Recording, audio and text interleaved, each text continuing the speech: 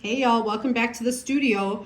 We are going to make a picture today. So I have taken our 6.65 by 6 inch jig here, and we are going to flip it on its head to make a shape that is wider at the bottom and more narrow at the top to make our picture today. I'm gonna swing you over here so you can see. This is the planter that I just made. I've got a full tutorial on this planter using our repeating leaf stencil. And you can see we are going to just do the inverse of this shape here, okay? To make a nice picture that we can serve from, but honestly, I'm going to put flowers in my picture. So when I roll in the stencil here, I've got a video on how to use our clay stencils. You want to make sure that you're really remembering which orientation your pot is going to be in. So the stencil I used to make the planter would normally be smaller at the bottom and wider at the top. And that's what gives us this planter form here, okay? But since we are going for the picture, we are going to flip this upside down, which means I have to flip my stencil.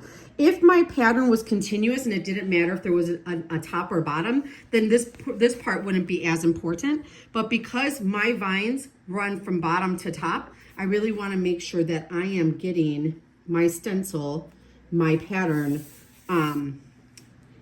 I want my pattern to be facing the correct way when I'm cutting out my stencil. So I'm going to do the top and bottom cut, top and bottom.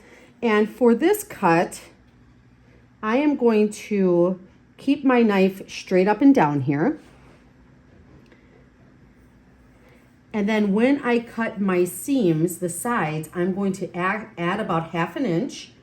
We do have this template available for download. You can download it and print it on regular printer paper, and then you can, I'm just gonna come in wide here, and then you can transfer it onto whatever kind of paper or medium you want. I like using the craft foam because it's really durable, they last a long time, and it's really inexpensive, so checks all my boxes for that. So now I'm going to take my ruler and I'm just gonna add about 1/2 inch onto the side here. I like to do this for a couple reasons. I like to, let me just walk and talk at the same time. And then I'm going to keep my same angle. So I use my writing angle, how I would use a pencil, and I will come in here. So I like to take off any extra while it's on the jig, while it's wrapped around the form, because I never know how wet my slab is gonna be. This is really wet clay. And if I just cut straight to the template, I oftentimes have to stretch to make more clay. So I'd rather start with more clay than try to create a longer slab. I like to cut off whatever I have extra. All right. So I'm following the same angle on that other side.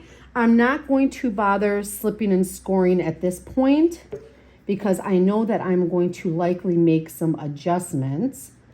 And I just didn't get this corner here, so I'm gonna come in and get that corner.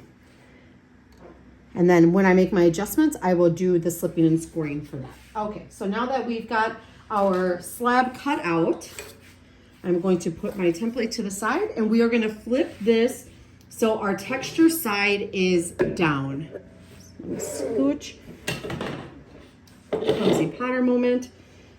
And I'm going to lift. I'm going to do my best to not distort this piece. Okay, this is a little bit of a wet slab here. And I'm going to add my cornstarch on. This is our next step now. So I just get cornstarch from the grocery store. I use this glue brush. I found this in the section at my hobby store that sells the stencils. And I am going to apply a really good amount of cornstarch here, because I know this slab is pretty wet, and my studio isn't very dry, so I'm going to run the risk of having a really sticky slab, and I don't want it to stick to my form. So this really thick layer of cornstarch gives me insurance against that, and it makes for an easy removal. Cornstarch is an organic material, so it will burn off in your kiln. So there's no need to be concerned about that. And you can always wipe it off if you have too much on there. Okay, so my working order to the back here. There we go. My working order is slab and then form. And remember, we are doing our picture, so this form, while this part is usually face up, we are going to go face down for this, okay? And I'm going to rock my slab up. And I am going to really hug the curves of this form really, really well before I make any kind of final slipping and scoring here. So this part at the bottom is usually a part that doesn't get smushed up against the form enough. So you're really wanting to make sure that you are bringing a dry, clean hand all the way around this form. Use this form, use the structure of this form to your advantage. And you can see by adding that 1/2 inch, you can add a 1/4 inch on either side. I'm going to line up beautifully here, which has been happening lately. So I've got almost, I might actually even need to work this seam in a little bit. So I'm feeling really good about where that's lining up there, okay? You can see I am a little taller than my form here. We will come and trim that up, but what we wanna make sure is that we are making full contact all the way around. I'm gonna try to get you in shot here. Oops. Full contact all the way around. Okay. So now that I'm comfortable with where my seam is matching up, I'm going to come in and slip and score and attach this seam here. This picture is really large and beautiful, and it makes for easy construction. I'm going to take my scoring rib, nice deep impressions here, and I'm going to go along the other side as well. And then I will take my vinegar slip and wet down that seam. I like to apply the moisture to the side that's furthest away from the jig here, so that I'm not creating a glue in between the clay and the jig. If I attach this to this side, I run the risk of putting my vinegar in between the form and the clay, and that just makes it sticky. And we don't want to create any kind of resistance when it comes to removing our form. Okay, so now I've got my vinegar slip. Again, I'm really minding this bottom edge here, and I'm going to tack that down with a clean, dry finger. I'm going to make sure the clay that is closest to the jig is flat before I bring the other edge up. And you can see I'm applying a really good amount of pressure because I can see that slip squeezing out. All right, and because I have the jig there for support, I'm able to really apply a lot of pressure at this point.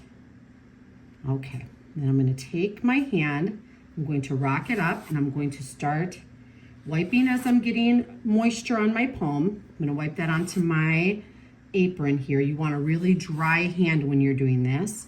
And like I said, this clay is definitely on the wet side.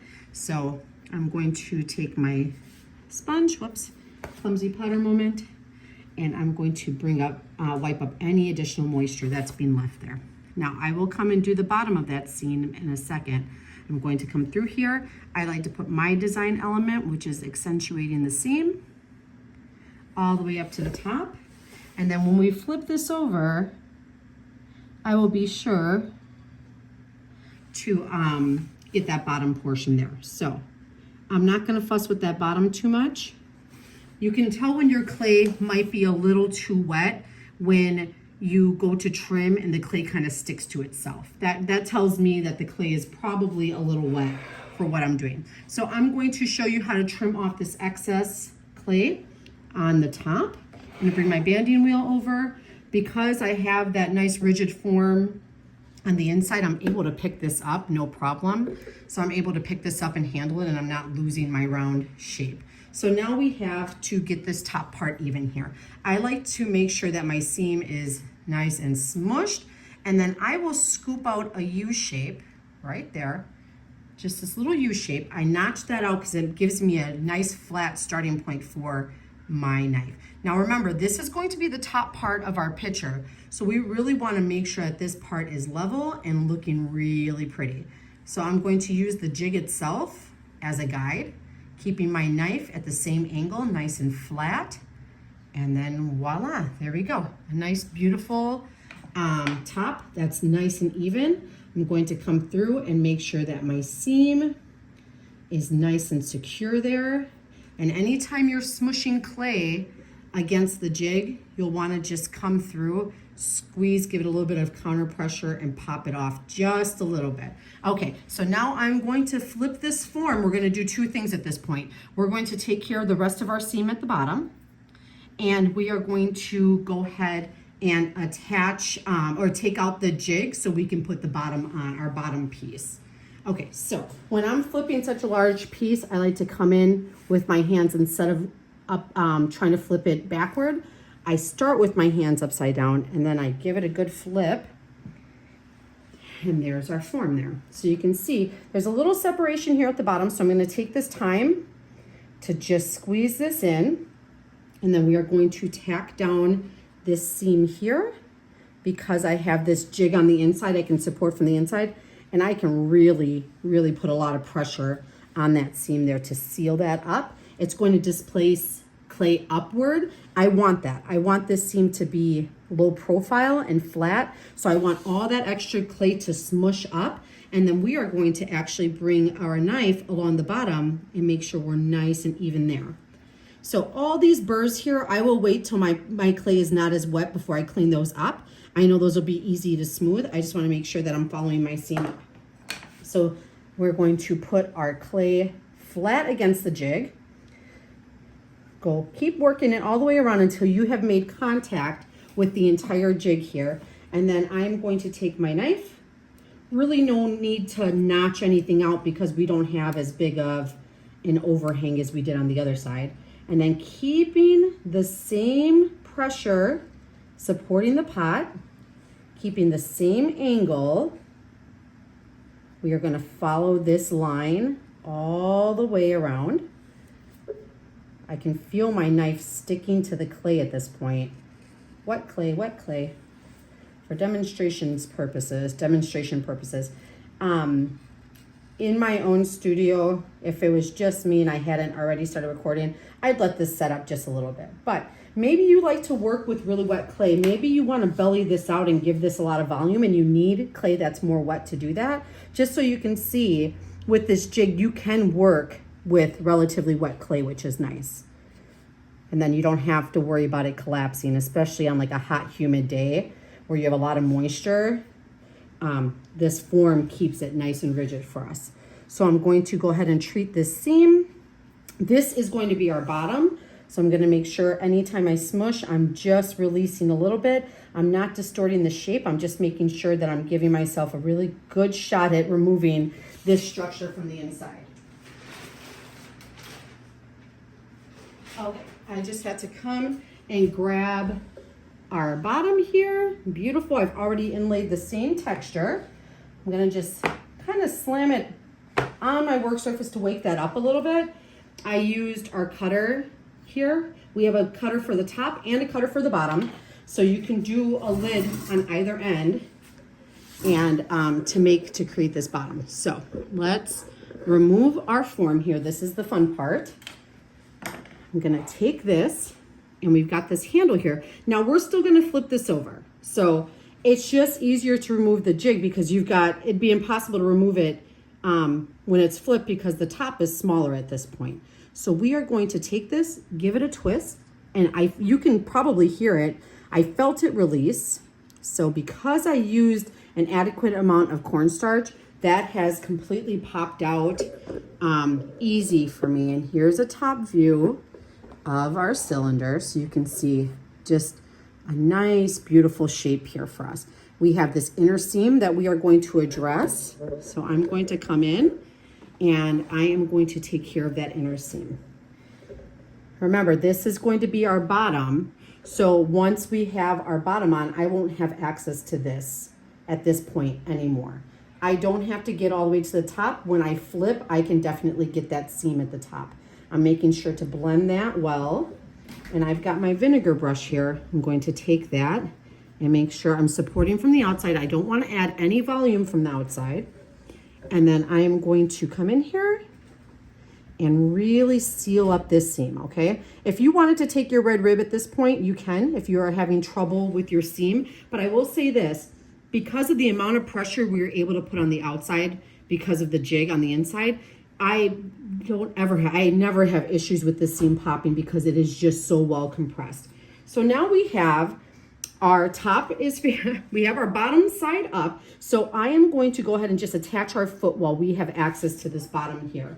I'm going to take my serrated rib. It's it's tricky sometimes when you're constructing something upside down, because I have to keep remembering that this is my bottom. And when I have my texture, it's a little bit easier because I can see that my vines are upside down, so I know which side I'm working on. So I'm gonna dry fit this first. So I have used our cutter here, like I said. So we should be pretty spot on.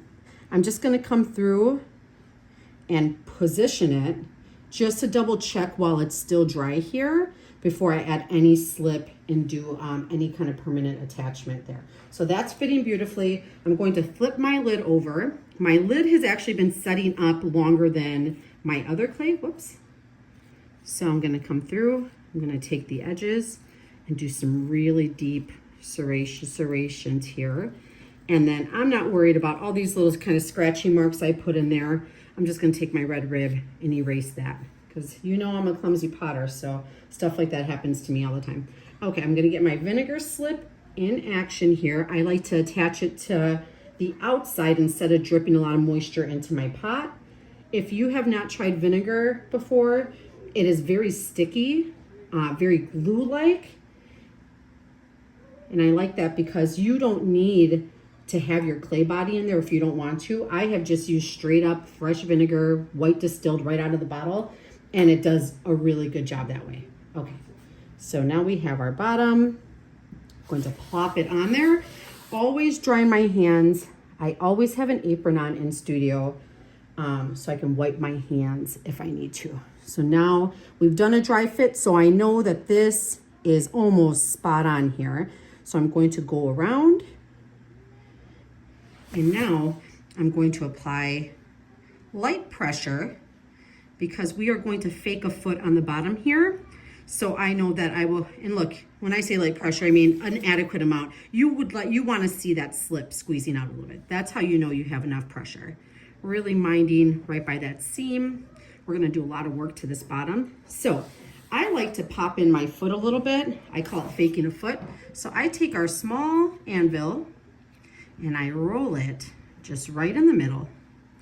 And this gives just a little bit of a design function feature. You can see from this side, it just pops in that foot a little bit for us. Get the camera to focus. And it gives it just a little bit of a nice visual element. Kind of elevates the foot off the pot a little bit. If you wanted to glaze or do something special in there, it gives you the ability to do that. Now, the minute my hands are getting wet, I'm wiping them down.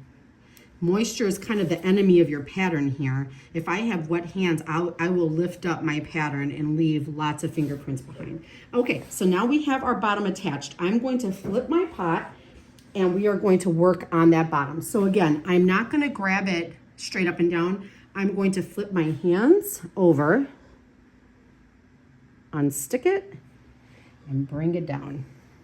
Now I can tell I've worked my rim just a little bit here, just flipping. See, it came a little bit out of round, which I'm not worried about because I am going to pop my rim cone in here and I'm going to give it enough pressure so we have tension around the rim.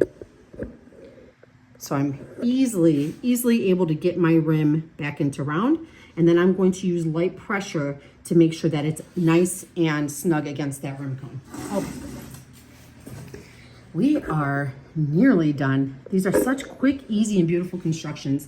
It's really a lot of fun. Okay, so I'm going to make sure my pot's mostly centered here. I'm going to take my finger first, and I'm going to take the existing slip that's hanging out and just kind of fill in that crack. Now we're gonna do some fancy footwork. You want to make sure you are knowing what your end game, what you are desiring for your foot to look like at the end.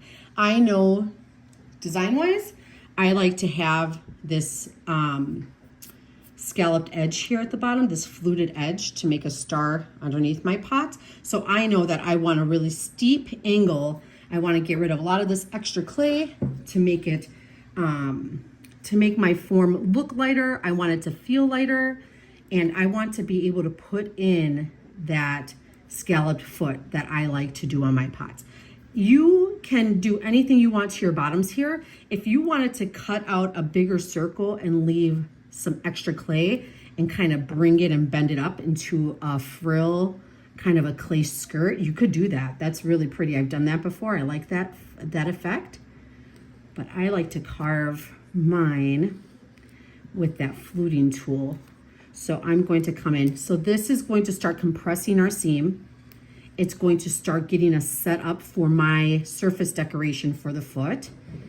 And it's going to start removing weight from your pot. You can see when you create this shadow line, when you create this bevel under your pot, it really does make your pot look lighter, and it does elevate it off of the surface, and it gives it a little bit more of an elegant look.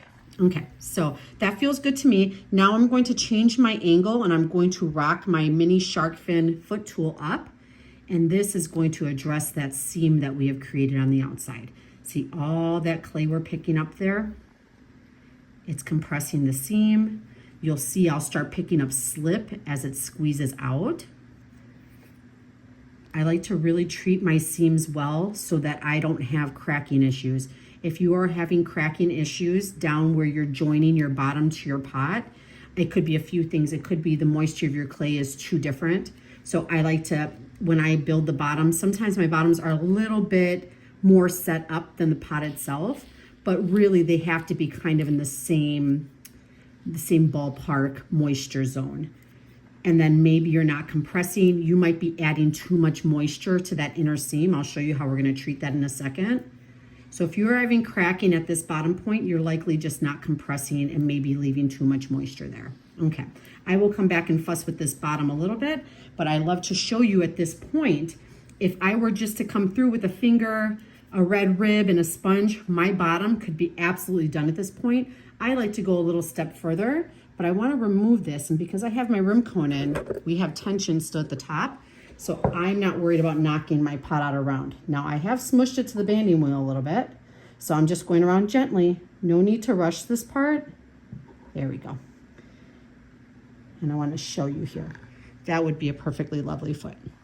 I love that. And we kind of pushed that little inner part in when we faked our foot, so we have that design element there. So now we have our bottom is sealed from the outside. Now we have to go in and seal it from the inside, and we are going to put in our spout, add our handle, and we've got ourselves a pitcher. So coming up top here, let's see, give you a really good angle what we're working with here.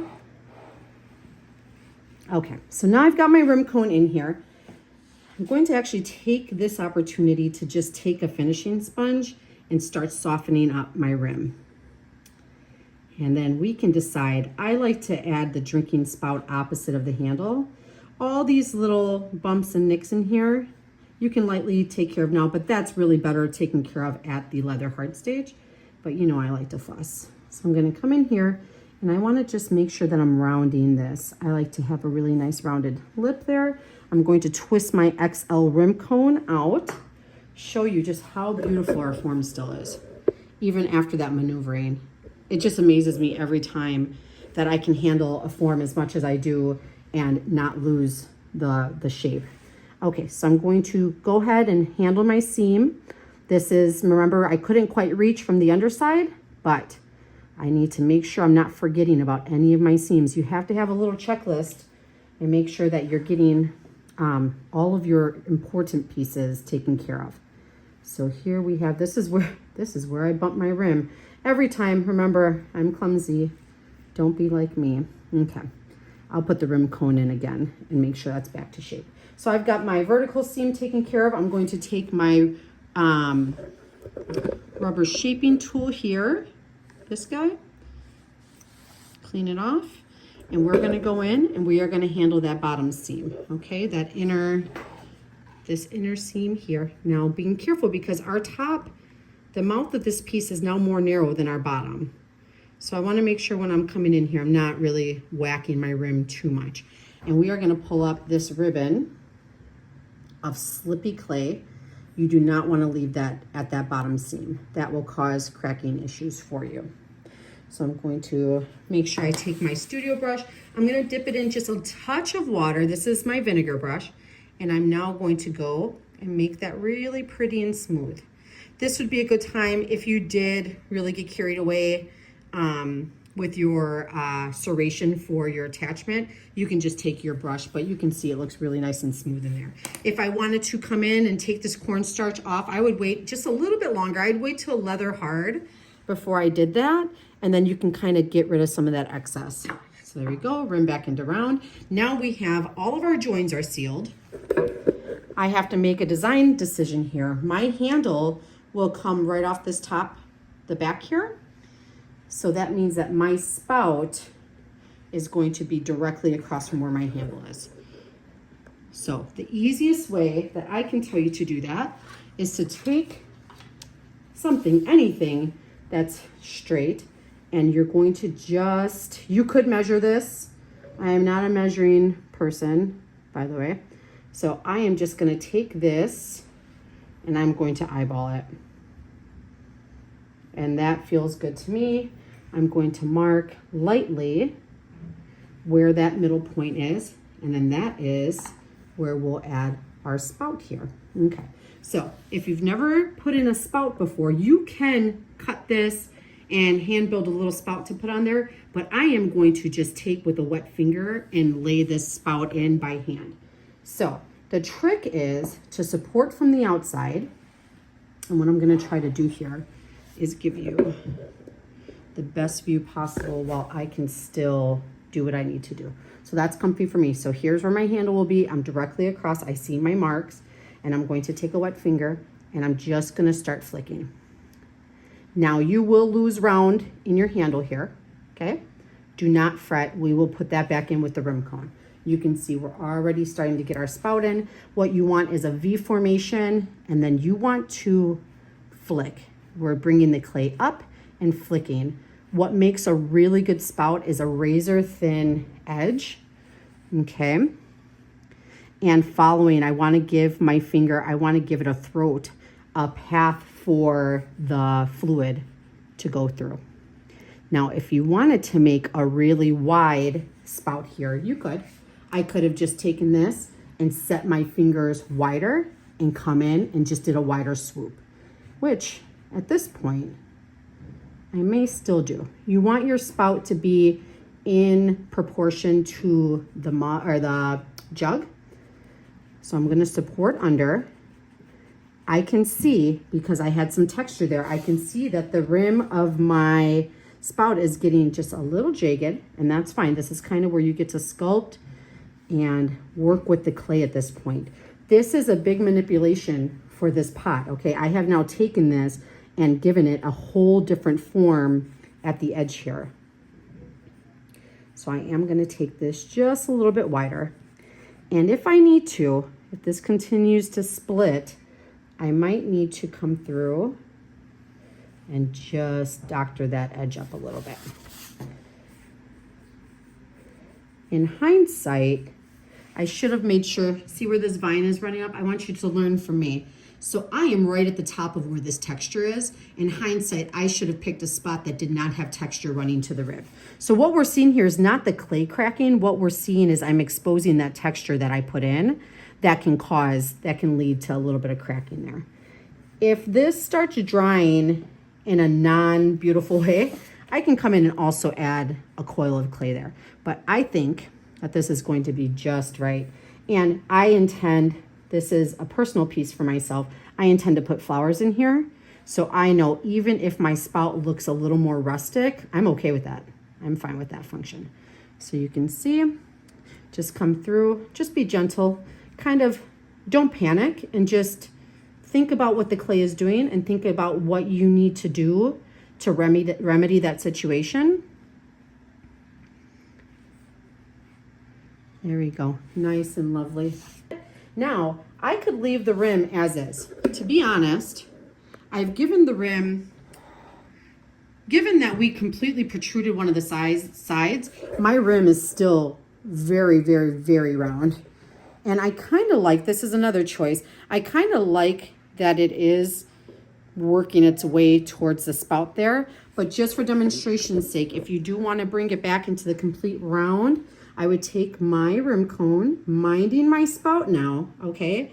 And I would set it in. As you can see, there's just slight gapping there. Any gapping that you see is kind of where it came out of round. You can just come through and smush it. I would expect that there would be gapping coming off of the pouring spout there, so I am not going to push in there. I have decided that I'm going to just go for it on the handle. I usually pull my handle right off the pot, but for this one, being such a large form, I did pre-pull and have it setting to the side. So you can see my handle construction is very stiff here, okay? It's holding, it's holding its shape well, okay? I don't have sagging. I know that I can apply this with a good amount of force and not lose my handle shape. So I already knew what spot I wanted. I am going exactly opposite of where my spout is.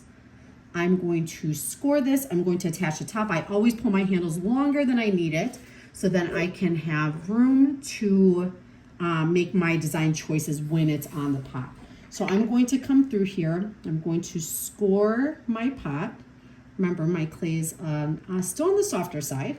It's definitely more set up than when we started. I'm going to score.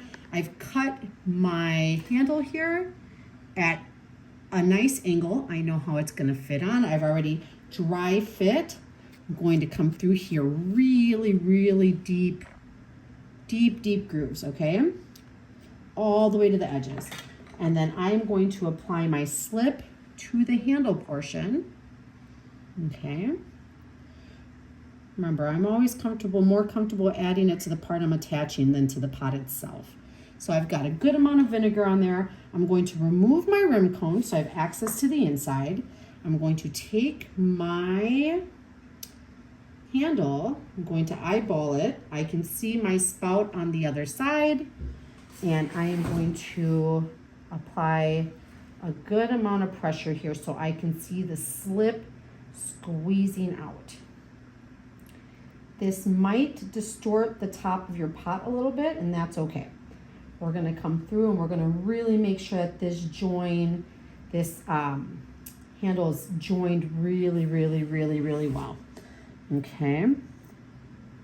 And I can see my slip squeezing out the sides. I'm going to take my thumb. My first course of action is to take my thumb around the parts that are making contact with the pot, and I am spreading my clay to blend in with the outer perimeter here to make my choice where I want that to end. Okay.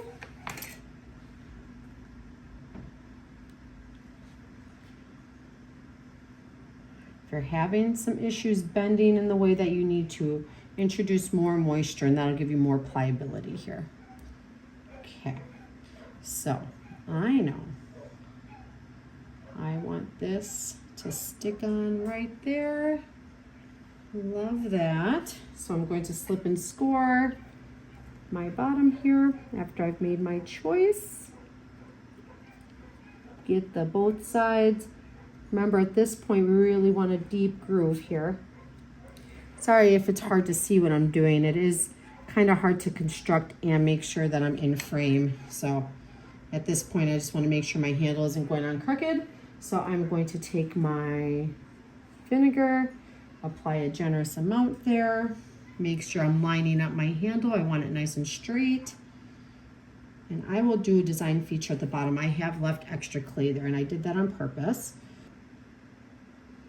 Okay, nice counter pressure here. I'm smushing that handle in. I can see the slip running out. I've got my thumbprint there, which is how I usually finish my handles at the bottom. And we have a nice straight handle on the side. I've got my nice curvature. I've got an angle going up and down. And if I want to make this more severe, I can come through and do that.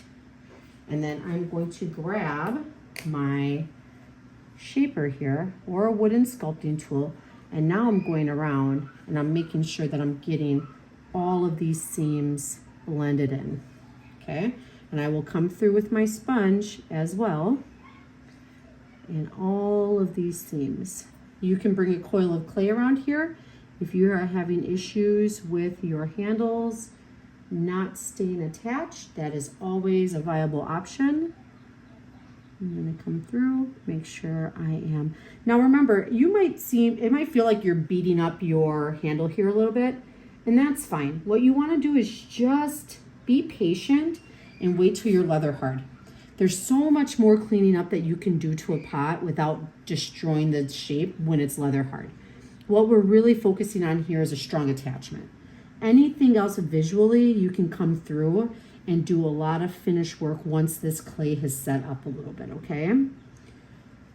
I know it seems like it can be a mess for a little while, but you can and you will have a chance to come through and do that finishing work.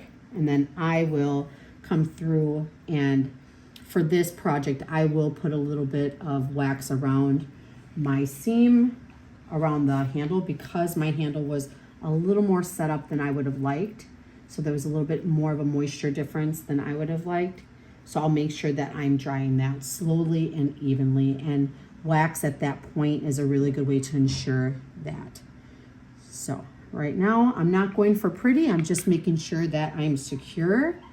I will make it nice and pretty in a little bit once it's really set up. So I'm just making sure I'm not leaving any big time slip around my handle. I don't want to leave any additional moisture here, okay? I want it to be smooth and I want it to be free of slip. In this bottom, I will come and I will release it from the banding wheel because I can see that I've dripped a little bit of moisture down there. So, and now we've got our seam beautifully highlighted there. I might even put a little bit of a thumb rest here because I like to do that on my pictures. Okay. And this will be a process of cleaning up at leather hard also, just to make sure that everything's really good looking. I love that. I'm happy I added that on. That makes me happy. That added, and it's okay if you don't like it. You don't even have to tell me you don't like it. This is the point of the project where you can just make your own choices and you can add your artistic flair and your choices to that. And I'm just picking up all that slip. Remember, we don't want to leave any extra moisture hanging out in these crooks. All right. There is our picture. Using our 6 and 6.5, our 6-inch jig, tapered jig C being the biggest size we have so far for that. This is how it comes.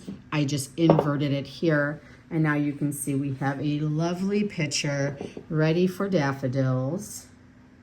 Thank you all for hanging out and doing this project with me. Oh, and don't forget we used our heart vine stencil to get that beautiful texture in there. All right, y'all, thanks for joining us. We'll see you again soon.